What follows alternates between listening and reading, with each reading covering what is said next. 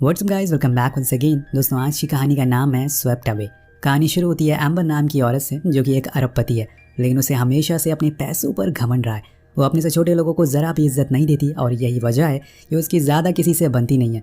एक दिन एम्बर और उसके साथ वाले लोग प्राइवेट जेट से एक बीच पर जाते हैं और वहाँ पर ये शिप से कुछ दिन के लिए स्टे करेंगे। अब कैप्टन सभी लोगों से हाथ मिलाता है और उन्हें अच्छे से ग्रीट करता है, लेकिन एम्बर उन्हें ज़्यादा भाव नहीं देती है और बिना हाथ मिलाए ही अंदर चली जाती है। जैसे कि हम उसका नेचर जानते हैं, उसी दौरान हम माइक नाम के आदमी को भी देखते हैं, जो उस शिप में क्लीनिंग का काम करता है। वो एम्बर से कुछ खास खुश नहीं था। उसने आते ही सबको ऑर्डर देना शुरू कर दिया था। अब माइक भी उसके सामान को लेकर उसके पीछे पीछे रूम तक जाता है और फिर वापस जाने लगता है, लेकिन एम्बर उसे रोक कर कहती है कि क्या इस शिप में जिम है।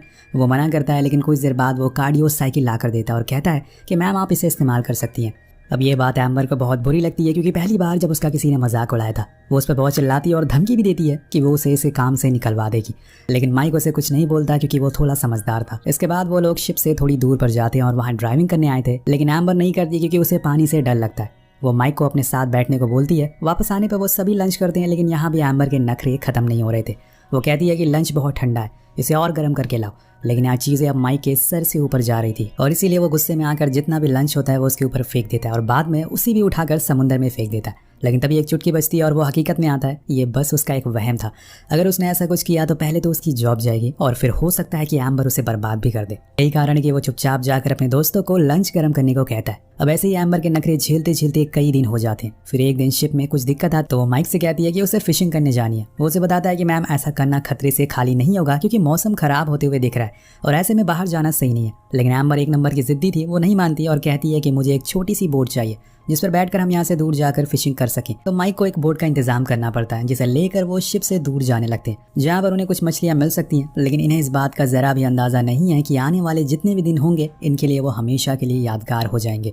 अब कुछ देर के बाद ये लोग फाइनली उस जगह पर पहुंचते हैं जहाँ से माइक को लगता है कि अब यहाँ पे फिश पकड़ी जा सकती है, लेकिन एम्बर उसे और आगे जाने को कहती है। वो फिर से बोट स्टार्ट करता है, लेकिन अब वो शुरू होने के नाम ही नहीं ले रही थी। कुछ देर कोशिश करने के बाद माइक को पता चलता है कि इसमें तो पेट्रोल ही खत्म हो चुका है।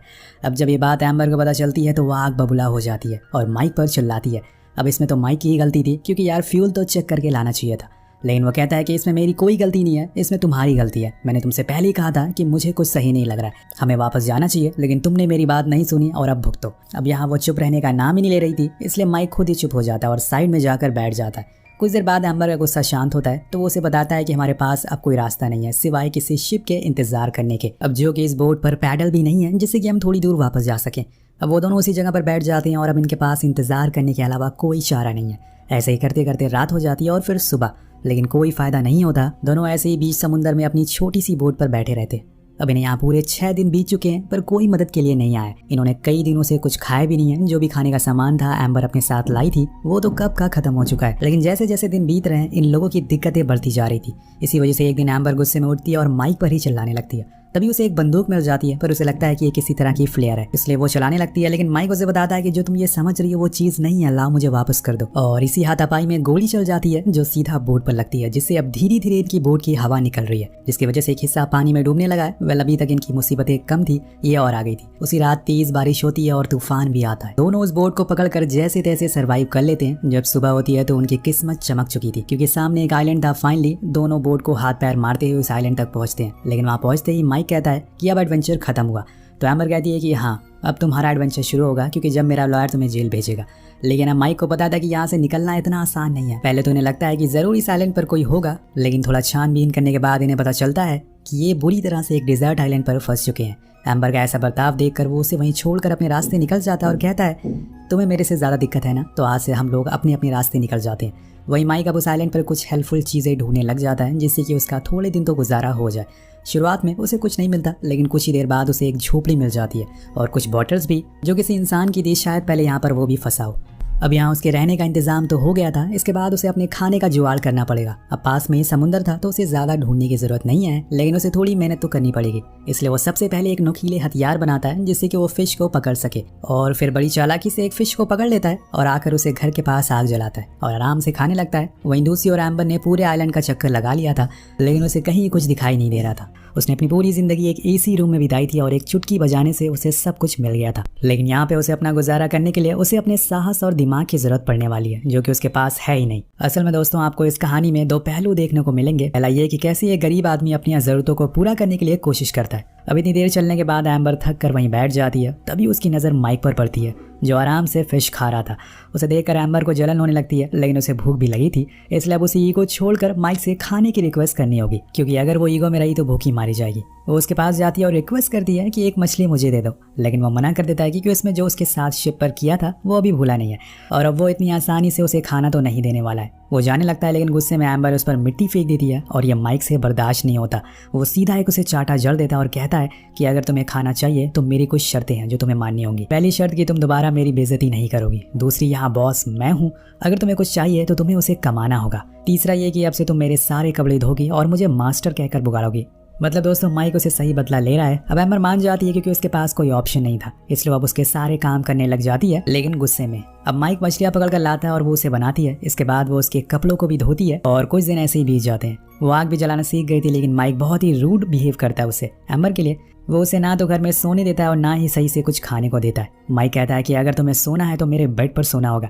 एम्बर भी कम नहीं थी, वो कहती है कि मैं किसी जानवर के साथ सो लूंगी, लेकिन तुम्हें किस कभी नहीं करूंगी।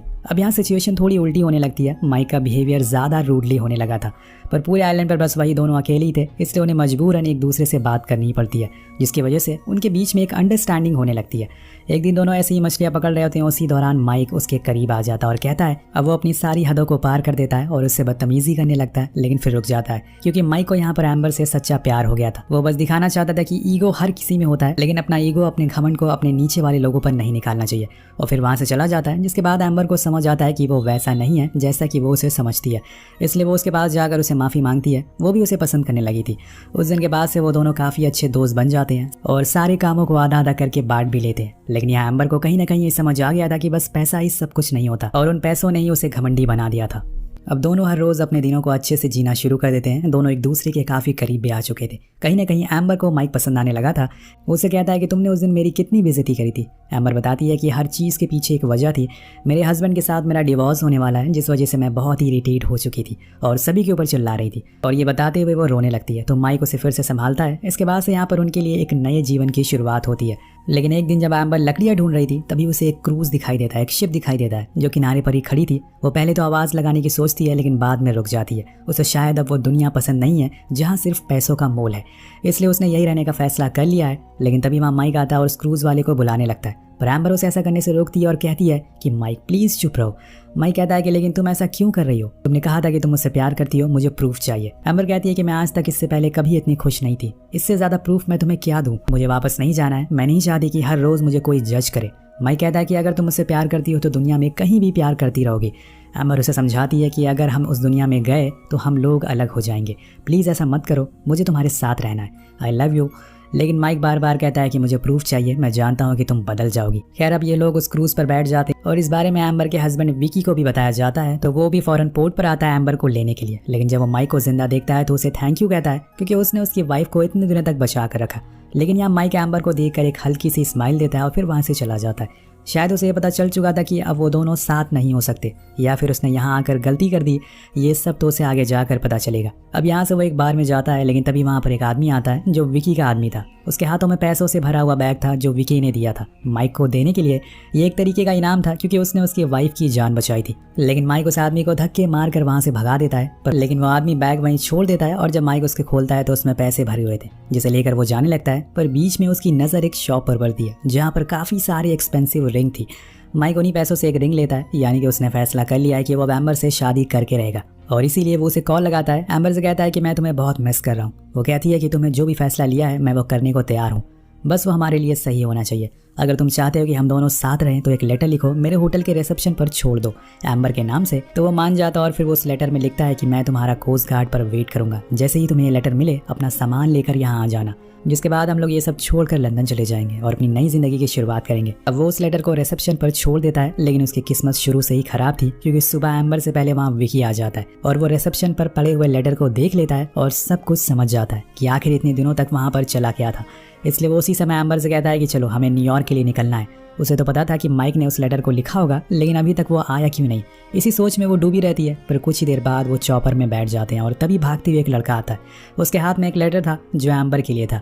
वो जब उसे खोलती है तो वह असल में माइक का लेटर था, जिसमें लिखा था कि मैं तुमसे कोई प्यार नहीं करती, वो जो कुछ उस आइलैंड पर हुआ था वो बस एक टाइम पास था। लेकिन रुकिए दोस्तों, जरा ये लेटर असल में माइक ने नहीं बल्कि विकी ने लिखा है और उसने उस लड़के से एम्बर को देने को कहा था, जिससे कि उसे ये लगे कि माइक उसे कभी प्यार ही नहीं करता और उसे धोखा देना चाहता है। और यहाँ एम्बर को इस बात पर यकीन हो जाता है कि माइक सच बोल रहा है, उस लेटर में जो भी लिखा है वो सच है।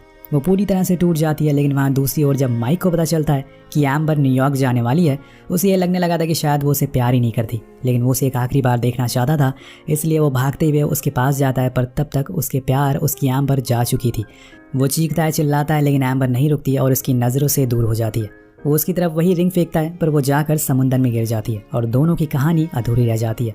दोनों पूरी उम्र इसी सवाल में जीते रहेंगे और फंसे रहेंगे कि आखिर उसने ऐसा क्यों किया। इसीलिए कहते हैं कि समय का कोई भरोसा नहीं है, कब वो आपके दुश्मन को आपका हमसफर बना देगा और कब आपके चाहने वालों को आपका दुश्मन। इन दोनों के साथ भी वही हुआ। इन्होंने कभी नहीं सोचा था कि इस तरह से इनकी कहानी का अंत होगा। तो आपको इनकी कहानी कैसी लगी नीचे कमेंट करके जरूर बताओ और मिलते हैं आपसे अगली वीडियो में। Thank you so much watching. Piece.